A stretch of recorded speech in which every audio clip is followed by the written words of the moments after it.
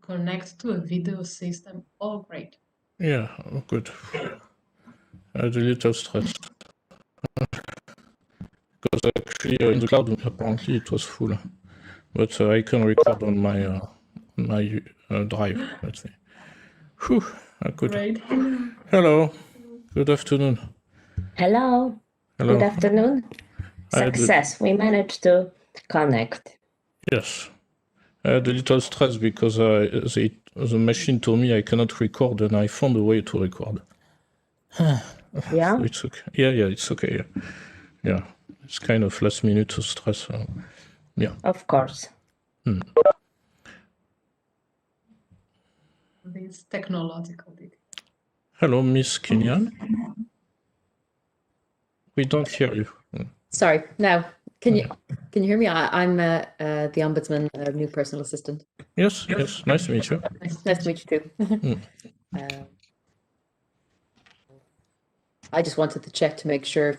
I'm new to the technology, so as everyone is these days, the amount of things.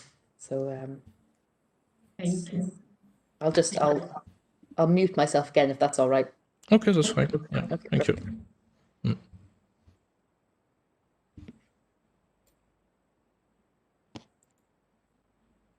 I woke up with a rather no voice, so I was worried that I will be able to speak, but I think it's getting better and better with all the meetings that we have in the day.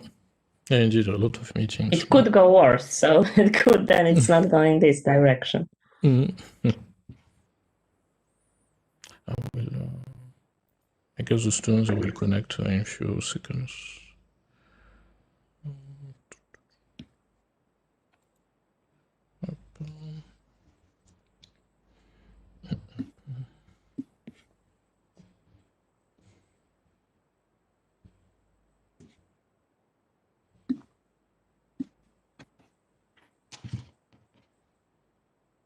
I saw that 3 weeks ago there was the 25th anniversary of the Office of the Ombudsman. So there were a series of videos because it was an online event, of course. Yeah.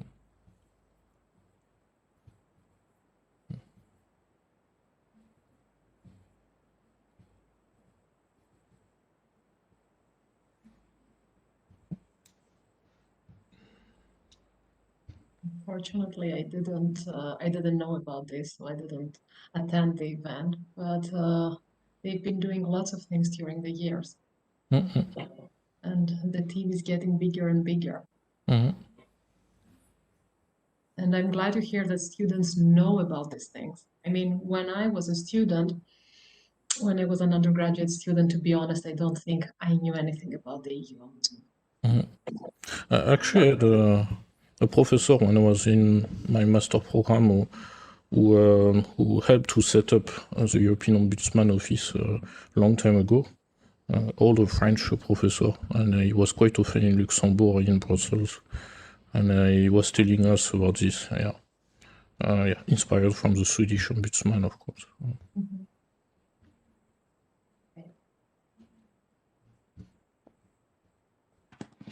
Yes, it's. I was thinking we could also have involved our own ombudsman at the Hague University. He's always very active and interested in joining, but maybe for another event. And there is a lot of going on the topic in the Netherlands too. So I think it would be a nice connection, but then it would be more on the professional side of the things, and we're mostly here discussing career opportunities. Yes, indeed. Yeah, each member state, the ombudsman is getting more and more, let's say, focus. And the last interview that we had with a journalist in Malta, he said that the European Ombudsman in Malta is extremely powerful because it's how the citizens they can trust the authorities. Because they do not always trust the government or the parliament, so they speak to the ombudsman. Yeah. We do not have yet many students on, right? They should connect very soon because it's a discussion. Maybe they just probably did. Yeah, just they didn't know probably that we are having this time before. Yeah. Mm.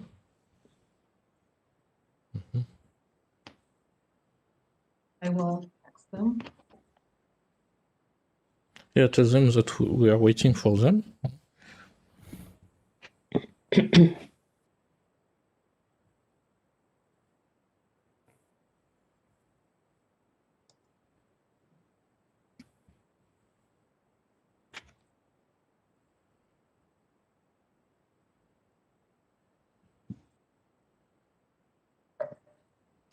Sorry. Hi. Do you all work in The Hague? Are you from the same university, everyone? Yes. Okay, and you've organized it for your students? Exactly. Yeah. Very interesting. Like, yeah. Is it any particular? Is it for any subject area, or are you all from a political background? No, we are all academic people. Yes. So No, it's, but I mean for teaching, what are the students' area fields? my colleagues teach alternative dispute resolutions, mediation, arbitrations. So it is exactly like Ms. Dervishi who just connected. Hello, Ms. Dervishi. So they work on some projects as well. My colleague Dr. Warwas and Dr. Maliapoliou can tell more about what the students are doing in the field. Myself, I'm just a lecturer in EU law, but not in alternative dispute resolution. Okay.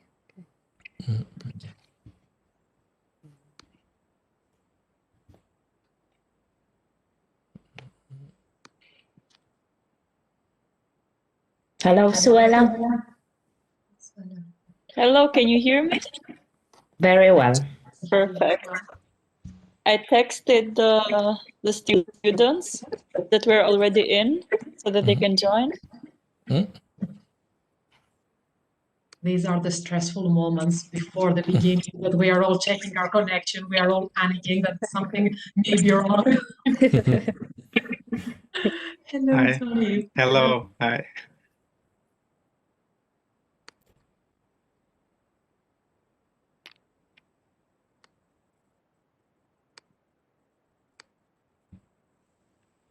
Nadia and Michaela and Andra. Okay.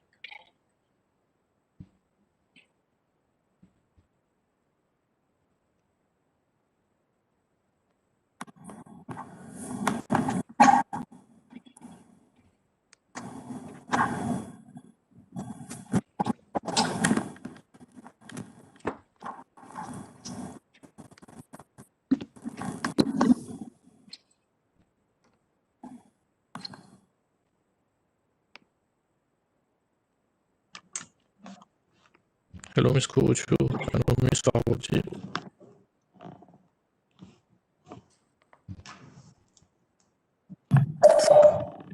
We are now waiting for Michaela only.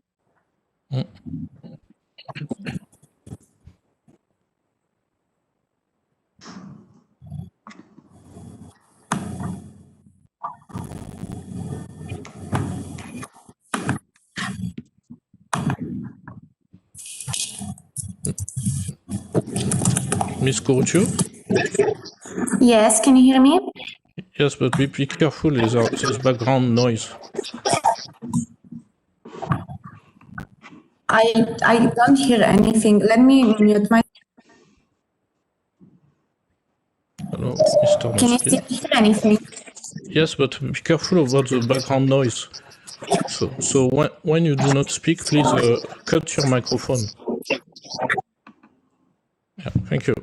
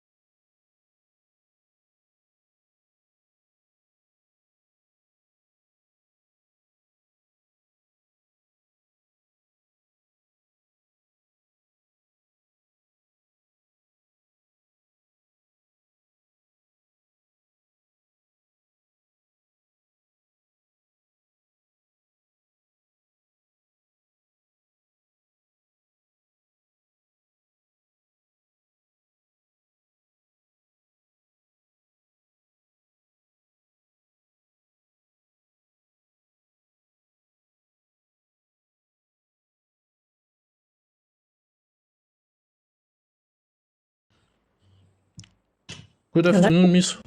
Good afternoon, Miss O'Reilly. Hi, how are you? We are fine. We are fine. Good afternoon from the Netherlands, from The Hague. Thank you for accepting this discussion with our students on the occasion of our events that we have every year. And this year, we are very happy to have you discussing with our students and colleagues, especially because they are specializing in mediation, arbitration, alternative dispute resolution. So it's extremely, I would say, an honor for us, as well knowing that we had a student from our university who worked with you in the past, Fabio Gomez, it was his name, and he told me that it would be great indeed that we can have this discussion, especially for the students who are targeting to work in this field. So I would like to introduce myself and as well my colleagues and students. My name is Ronia Lorange. I am French. I am a senior lecturer in EU law in the university. I'm the organizer of this event. We have to help students to work, to get internships, and as well to network simply. And my colleagues as well helped me as well and with the students to interview some, I would say, personalities who are extremely important as well for the European law, for as well international law. For this reason, yes, I would like to give the floor as well to my first colleague to introduce herself, Dr. Barbara. Good afternoon, Ms. O'Reilly. My name is Barbara Barbas. I am a lector professor in multilevel regulation and the director of the Center of Expertise on Global Governance at THUAS.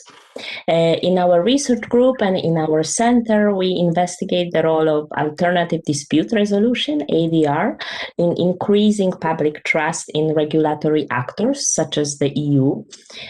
We see ADR as an important tool through which we can actually try to increase transparency, accountability, and inclusiveness of contemporary multi-level regulation. So it's a pleasure for me to be here today, and I look forward to our discussions and learning from you on those topics and other topics together with students. Thank you. Okay, thank you very much. Thank you for that lovely welcome. I have to say, I know your university very well because my son graduated from there about 3 years ago. Ah. And yes, indeed, and he's in European Studies.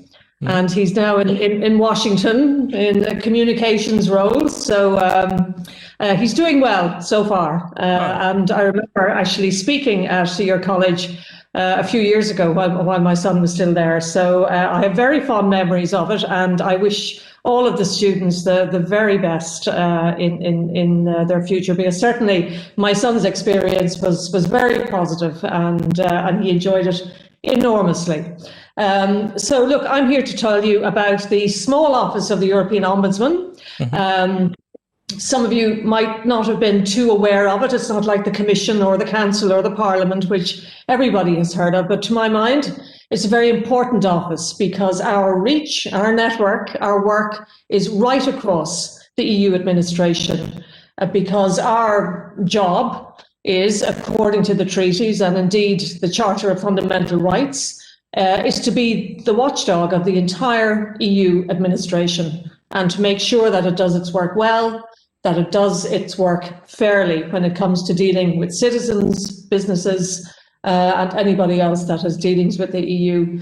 So therefore, we work with the Commission, Parliament, Council, all of the regulatory agencies, the Court of Auditors, the European Medicines Agency, the ECJ, but in its administrative role, obviously not its judicial role, and the Parliament also in its administrative role, and but not in its political role as such. So what are we there to do? We're basically like any ombudsman, and I know there's an excellent ombudsman in the Netherlands. We're there to take essentially complaints if people believe they have been treated unfairly by the administration. Now, in most of the member states, a lot of those complaints have to do with the daily work or the daily lives of people, housing, social protection, pensions, health, education, and so on. Now, obviously, most of those issues are competences of the member states. So when you make a complaint to me against the EU administration, the complaints are slightly different. So we might, for example, get a complaint from an environmental NGO in relation to the way that the Commission is dealing with complaints against an environmental complaint or some environmental issue that has emerged in a member state. We might get a complaint from a journalist because they have been denied access to a certain document. We may get a complaint from a small business who perhaps failed to get a contract or a grant from an EU institution. We may get a complaint from an NGO dealing in transparency, ethical issues in relation to what they might perceive as a conflict of interest. If, for example, a commissioner or a senior official has moved to the private sector and the public interest has not been fully protected, conflicts of interest, ethics, and so on. We might get a complaint from an NGO, from a civil society organisation working, let's say, in Greece, in relation to how the EU agencies that are based in those Mediterranean countries are dealing with, migration issues, asylum issues, and so on. So as you can see, it's a hugely wide range of issues, and that's why I think the work that we do is really important and actually really interesting. If you are somebody who, like all of you, has an interest in the law, an interest in the EU, and are generally curious about life and things and how things happen and how society works and how an administration interacts with the people. So my background is not in law, it's in journalism, political journalism, but in a way, what I'm doing now is not that different. I'm still in that same space between the people and the governments, the people and the administration, and making sure that the interaction between them is fair. So the way that we do our work, let's say one of you people send in you're looking for a particular document in relation to a particular issue. You ask the Commission, can I have this record? They say no. You come to us, we look at the record, we decide whether it should be released or not, whether the Commission was correct in its interpretation. Then we make a recommendation. We're not like a court, we don't make a binding decision. So we make a recommendation which the institutions can decide to accept or not. But in the vast majority of cases, they do. The ultimate power that we have is to take a report to the European Parliament to get their support if a particular institution has failed to accept what we would consider to be a very important recommendation. We don't go running to the European Parliament every time we get a recommendation rejected. So the only one time in the 7 years I've been in office where I brought a recommendation to report to Parliament concerned the transparency of the Council. That is, all of the member states, all of our ministers who come to Brussels to make the laws.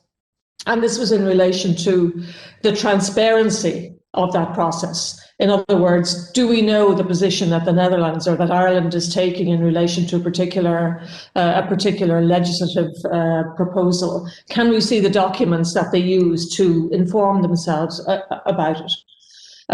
So because the Council had quite significant transparency issues, we did a report making certain recommendations. When they didn't respond to that, we brought the report to Parliament. Parliament supported the work that we did.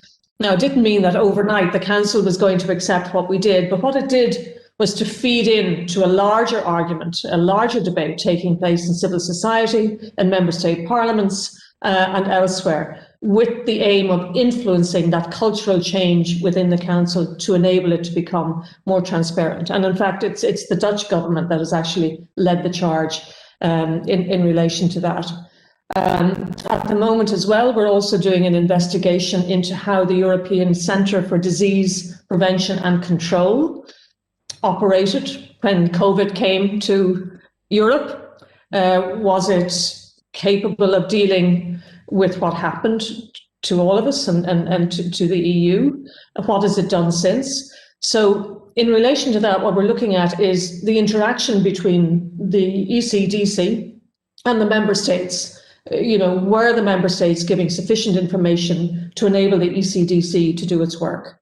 So we're also looking at, we got a complaint in relation to the treatment of asylum seekers and migrants on the Croatian border, which some of you may have been reading about.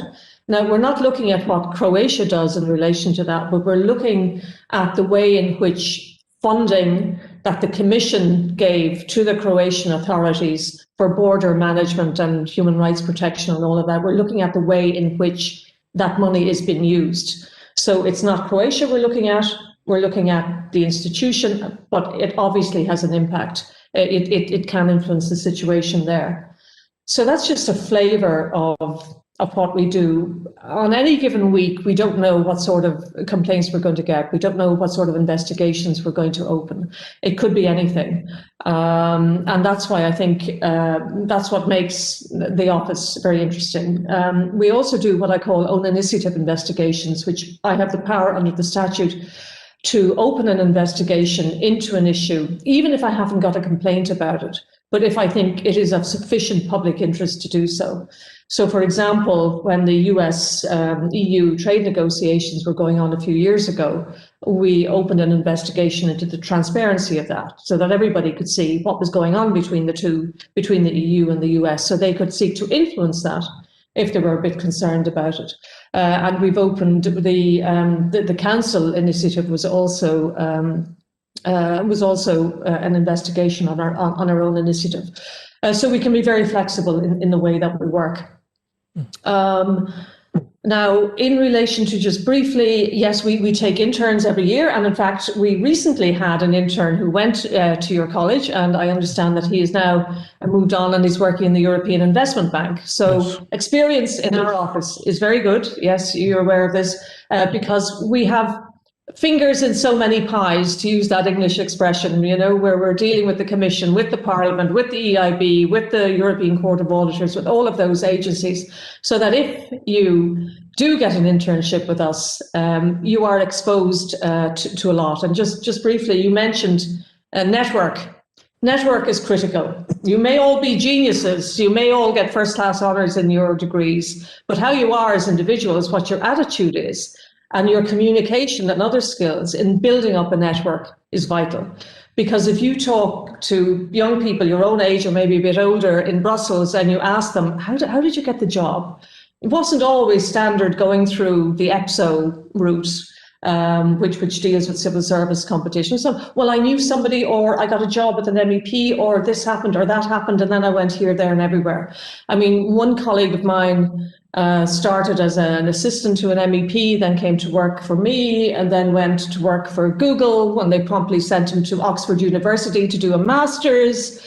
So who knows where even the smallest step can bring you. So as I said, it's not always your academic qualifications which are important. Everybody who seeks a job in a European institution tends to be quite clever. So we're always looking out for that extra special piece. And be pushy, be pushy, especially the women.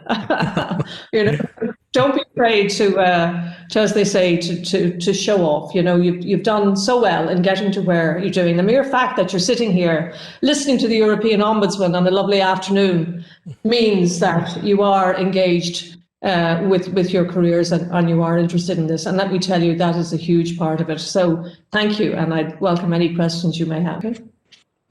Just very briefly, because I would like to give the floor to students, it's their event. I would like to just kick off this interview by a very general question on the future of ADR in EU institutions.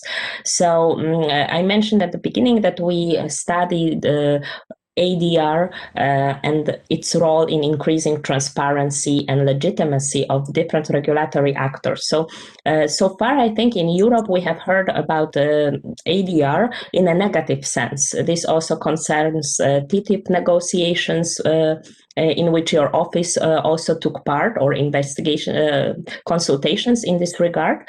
So my question is, that your own office shows that European institutions can also very much benefit from ADR to increase the transparency of their work.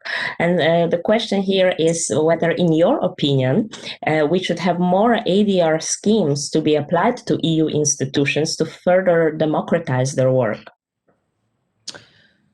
Thank you for that question, and it's an excellent question. I think that the EU institutions, in comparison to some of the member states, they are quite transparent, and their integrity levels are quite high.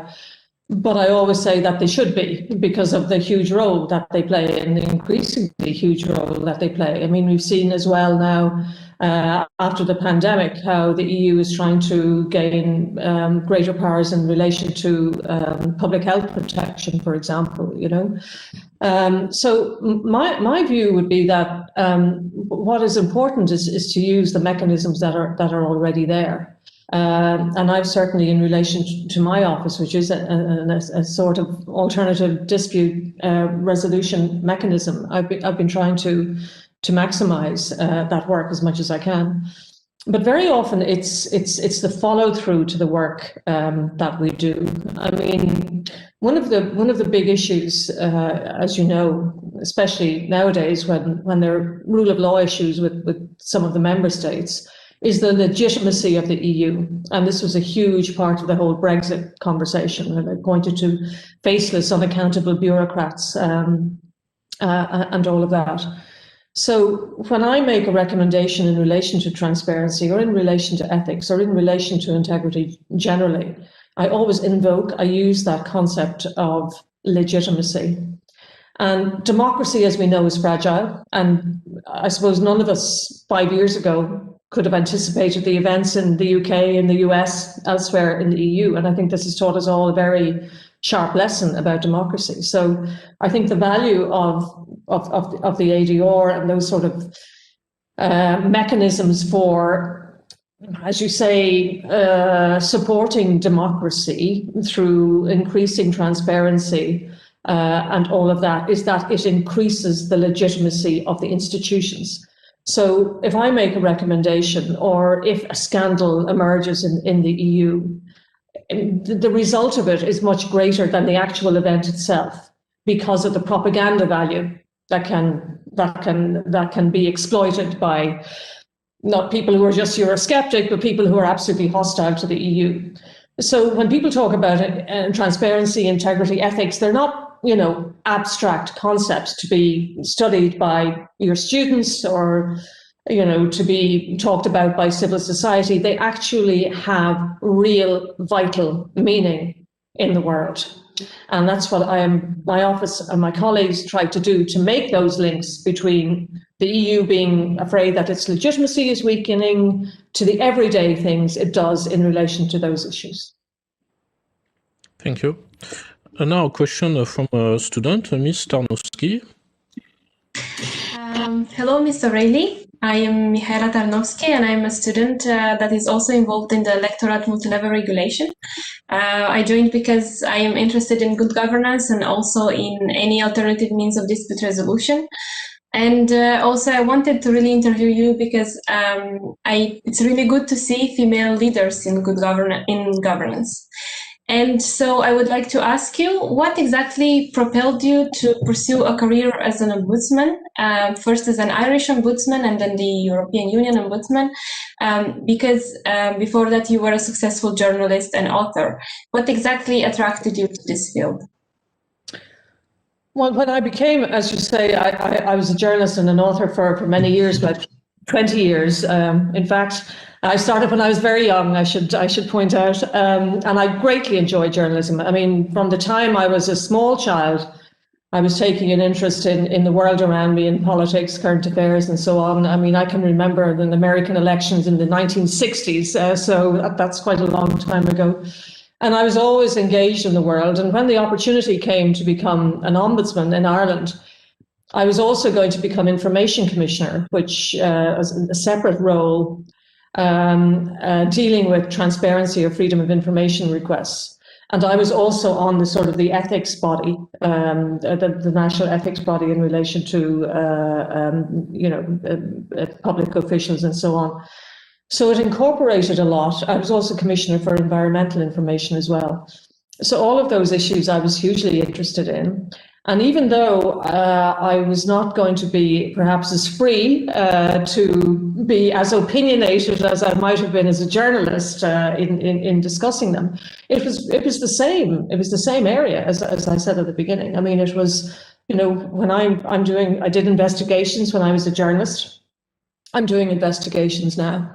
I'm trying always to explore and make better that relationship between the citizen and the administration.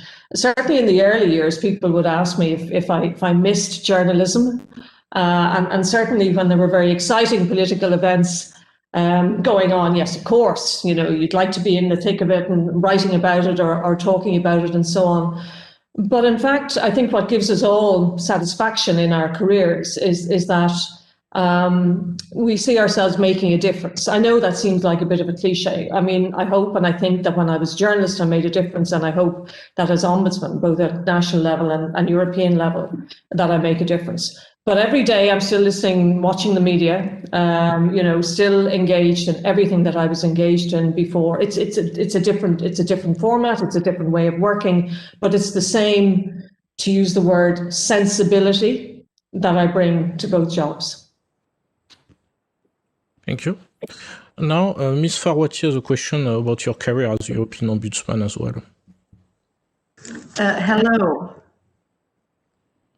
Can you hear me? Yes. I can. Yes. Okay. My name is Nadia Farwati, and I am a fourth-year student at the Hague University. And I am responsible for the social media accounts and also researching for ADR cases. And now we are also working on a newspaper related with ADR topics. And I am very curious to know on what is the achievement you are most proud of during your career, and what is the main difficulty you have encountered throughout your 7-year career as the European Ombudsman?